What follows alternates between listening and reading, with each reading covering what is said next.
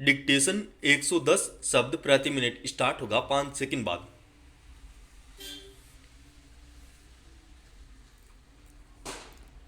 Start. जब से जम्मू कश्मीर में नई सरकार बनी है वहां आतंकी हमले बढ़ गए हैं। निस्संदेह यह चिंता का विषय है। माना जा रहा था कि विधानसभा चुनाव के बाद वहां स्थानीय लोगों के हाथ में व्यवस्था आएगी तो दहशत का सिलसिला रुक जाएगा, मगर स्थितियां इसके उलट नजर आ रही हैं। वहां सरकार बनने के बाद अब तक 5 आतंकी हमले हो चुके हैं, जिनमें बाहरी मजदूरों और सुरक्षा बलों को निशाना बनाया गया। ताजा घटना बडगाम की है, जिसमें उत्तर प्रदेश के 2 लोगों को गोली मार दी गई। हालांकि हर आतंकी घटना के बाद सेना का तलाशी अभियान तेज हो जाता है और कुछ आतंकियों को मार गिराया जाता है, मगर यह सवाल अपनी जगह बना हुआ है कि आखिर क्या वजह है कि पिछले 10 वर्षों से आतंकवाद समाप्त करने के तेज अभियान के बावजूद इसकी जड़ें घाटी में जमी हुई हैं। सरकार बार बार दावे करती है कि घाटी में आतंकवादियों की कमर टूट चुकी है। वे केवल कुछ क्षेत्रों तक सिमट कर रह गए हैं, मगर हकीकत यह है कि कुछ कुछ अंतराल पर दहशतगर्द अपनी साजिशों को अंजाम देने में कामयाब हो जाते हैं। पिछले 10 वर्षों से वहां गहन तलाशी अभियान चलाए जा रहे हैं। अलगाववादी संगठनों के नेताओं और आतंकवादियों को वित्त पोषण करने वालों पर नकेल कसी जा चुकी है। ऐसे बहुत सारे लोगों को सलाखों के पीछे डाला जा चुका है। हजारों बैंक खाते बंद किए जा चुके हैं। सीमा पार से जिन रास्तों से दहशतगर्दों को मदद मिल सकती थी वे सारे बंद कर दिए गए हैं। इन वर्षों में बहुत सारे दहशतगर्द और उनके सरगना मारे जा चुके हैं। इसके बावजूद अगर वहां लक्षित हिंसा का सिलसिला रुक नहीं रहा, सुरक्षा बलों पर घात लगाकर हमले कम नहीं हो पा रहे हैं, तो इसके पीछे क्या वजह हो सकती है?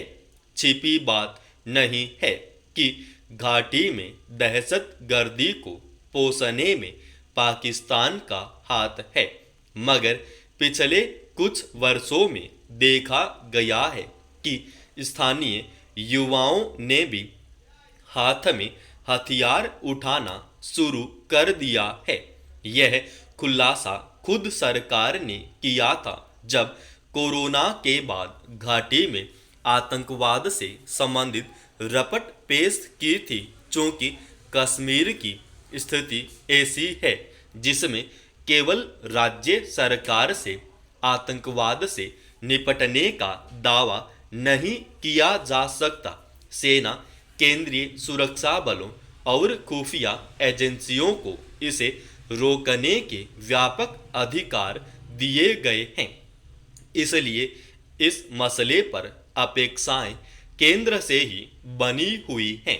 ताजा घटना के बाद जम्मू कश्मीर के पूर्व मुख्यमंत्री फारूक अब्दुल्ला ने आतंकवाद को राजनीतिक रंग देने की कोशिश की है। उनका कहना है कि आतंकवादियों को मारने के बजाय पकड़कर उनसे पूछताछ की जानी चाहिए कि वे किसकी सह पर काम कर रहे हैं। फारूक अब्दुल्ला ने यह भी शक जाहिर किया है कि नई सरकार बनने के बाद आतंकी हमले तेज होने के पीछे उनकी पार्टी की सरकार गिराने की साजिश भी हो सकती है। आतंकवाद को किसी सियासी चश्मे से नहीं देखा जाना चाहिए। इस तरह उसके खिलाफ चलाए जा रहे अभियान कमजोर पड़ते हैं। अब जम्मू कश्मीर में नई सरकार बनी है तो उससे अपेक्षा की जाती है कि वह केंद्र के साथ मिलकर इस समस्या से पार पाने की रणनीति तैयार करेगी और समन्वित रूप से इस दिशा में आगे बढ़ा जाएगा। पिछले कई दशक से वैश्विक ताप में बढ़ोतरी चिंता का विषय है। इसकी वजह से समूची दुनिया में गंभीर चुनौतियां पैदा हो गई हैं, मगर विडंबना है कि इस मसले पर ऐसा कुछ भी ठोस नहीं किया जा रहा जिससे तापमान संतुलन की उम्मीद जगे। उल्टे अब मौसम में उथल पुथल इस कदर होनी शुरू हो गई है कि जिन महीनों में ठंड की आहट मिलने लगती थी उनमें तापमान चढ़ा हुआ रहने लगा है, जो आने वाले संकट का संकेत दे रहा है। मसलन भारत मौसम विभाग के मुताबिक देश में इस वर्ष अक्टूबर का महीना सन 1901 के बाद सबसे अधिक गर्म रहा और औसतन तापमान सामान्य से 1.23 डिग्री सेल्सियस अधिक दर्ज किया गया। यानी 124 वर्षों के बाद पहली बार अक्टूबर के महीने में मौसम में गर्मी इतनी थी कि उसे सामान्य नहीं माना जा रहा है।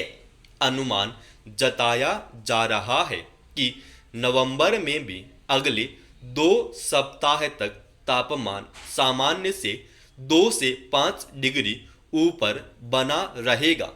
फिलहाल मौसम के उतार चढ़ाव ने मौसम विज्ञानियों के सामने भी अध्ययन का नया फलक खोल दिया है। हालांकि बताया जा रहा है कि इस बार पश्चिमी विक्षोभ के अभाव और बंगाल की खाड़ी में सक्रिय चक्रवात सहित कई निम्न दबाव वाले क्षेत्रों के बनने से औसत न्यूनतम तापमान ज़्यादा दर्ज किया गया। हाल के दशकों में वैश्विक ताप में बढ़ोतरी के लिए जिन कारकों की पहचान की गई है उसका हल निकालने को लेकर सक्रियता तो दिखती है, मगर जमीनी हकीकत यह है कि जिन देशों को कार्बन उत्सर्जन के लिए सबसे ज़्यादा जिम्मेदार माना जाता है वहाँ इसमें कमी करने को लेकर कोई उत्सुकता नहीं दिखती। सारी जवाबदेही विकासशील देशों पर थोप दी जाती है। हालांकि यह समस्या केवल एक या कुछ देशों तक सीमित नहीं है, समूचा विश्व इससे प्रभावित है और मौसम की इस अनियमितता को सभी को गंभीरता से लेने की जरूरत है। मौसम की अपनी गति होती है और उसमें समय चक्र के मुताबिक तापमान में उतार चढ़ाव होता रहता है, लेकिन अगर वक्त रहते इस संकट से निपटने के उपाय नहीं किए गए तो इसकी मार को झेलना मुश्किल होता जाएगा। समाप्त। दोस्तों, रोजाना ऐसी एडवांस डिक्टेशन के लिए इस चैनल को आप अभी सब्सक्राइब कीजिए।